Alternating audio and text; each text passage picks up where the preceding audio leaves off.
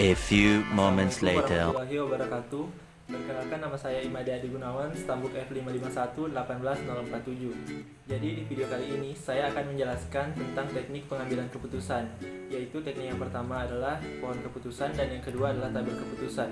Nah, pohon keputusan merupakan sebuah sistem yang manusia kembangkan untuk membantu mencari dan membuat keputusan untuk masalah-masalah tersebut dan dengan memperhitungkan berbagai macam faktor yang ada di dalam lingkup masalah tersebut. Tujuan dari pohon keputusan ini ada dua, yaitu yang pertama, mengidentifikasi dan melihat hubungan antara faktor-faktor yang mempengaruhi suatu masalah dan dapat mencari penyelesaian terbaik dengan memperhitungkan faktor-faktor tersebut. Menganalisa nilai risiko dan nilai suatu informasi yang terdapat dalam suatu alternatif pemecahan masalah. Nah, definisi pohon keputusan ini adalah pemetaan mengenai alternatif-alternatif pemecahan masalah yang dapat diambil dari masalah tersebut. Pohon keputusan tersebut juga memperlihatkan faktor-faktor kemungkinan atau probabilitas yang akan mempengaruhi alternatif-alternatif keputusan tersebut, disertai dengan estimasi hasil akhir yang akan didapat bila kita mengambil alternatif keputusan tersebut. Manfaat dari pohon keputusan ini yang pertama, membreakdown proses pengambilan keputusan yang kompleks menjadi lebih simpel, sehingga pengambil keputusan akan lebih menginterpretasikan solusi dari permasalahan. Yang kedua yaitu mengeksplorasi data, menemukan hubungan tersembunyi antara sejumlah calon variabel input dengan sebuah variabel target. Yang ketiga, memadukan antara eksplorasi data dan pemodelan, sehingga sangat bagus sebagai langkah awal dalam proses pemodelan, bahkan ketika dijadikan sebagai model akhir dari beberapa teknik lain. Nah, tahapan dari pohon keputusan ini yang pertama, definisikan dan rinci masalah secara jelas. Yang kedua, gambarkan struktur dari pohon keputusan. Yang ketiga, tentukan nilai payoff dari setiap kombinasi alternatif kemungkinan. Yang keempat, tentukan nilai peluang dari seluruh kemungkinan dan keputusan. Dan yang kelima, selesaikan masalah dengan menghitung expected monetary value atau expected opportunity loss. Kelebihan dari pohon keputusan ini, daerah pengambilan keputusan yang sebelumnya kompleks dan sangat global diubah menjadi lebih simpel dan spesifik. Yang kedua, eliminasi perhitungan-perhitungan yang tidak diperlukan, karena ketika menggunakan metode-metode pohon keputusan, maka sampel diuji hanya berdasarkan kriteria dan kelas tertentu. Fleksibel untuk memilih fitur dari internal node yang berbeda. Fitur yang terpilih akan membedakan suatu kriteria dibandingkan kriteria yang lain dalam node yang sama. Kelemahan dari pohon keputusan ini yang pertama, terjadinya overlap terutama ketika kelas-kelas dan kriteria yang digunakan jumlahnya sangat banyak. Yang kedua, pengakumulasian jumlah error dari setiap tingkat dalam sebuah pohon keputusan yang besar.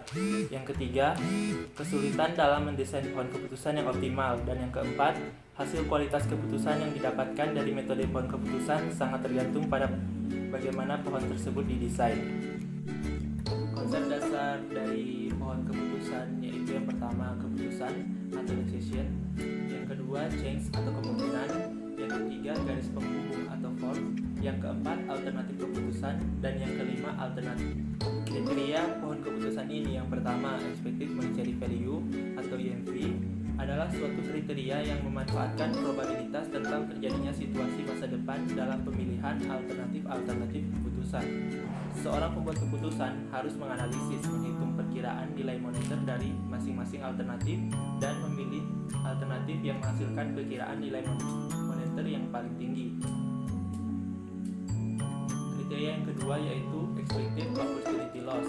Dalam perhitungan expected opportunity loss digunakan informasi probabilitas situasi masa depan, tipe kemungkinan yang terjadi. Berikut ini adalah contoh dari pohon keputusan yang sederhana.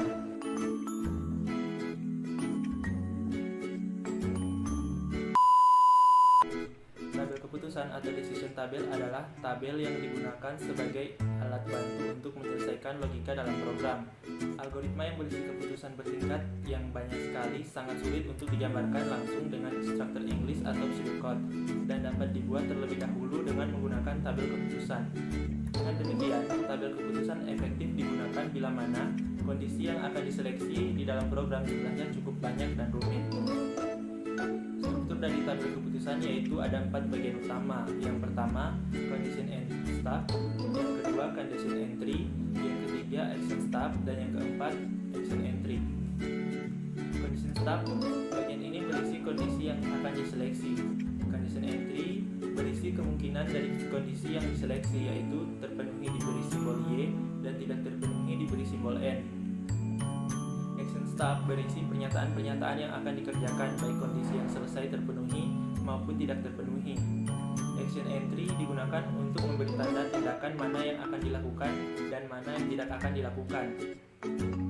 Tahapan pembuatan tabel keputusan yaitu yang pertama, menentukan kondisi yang akan diseleksi.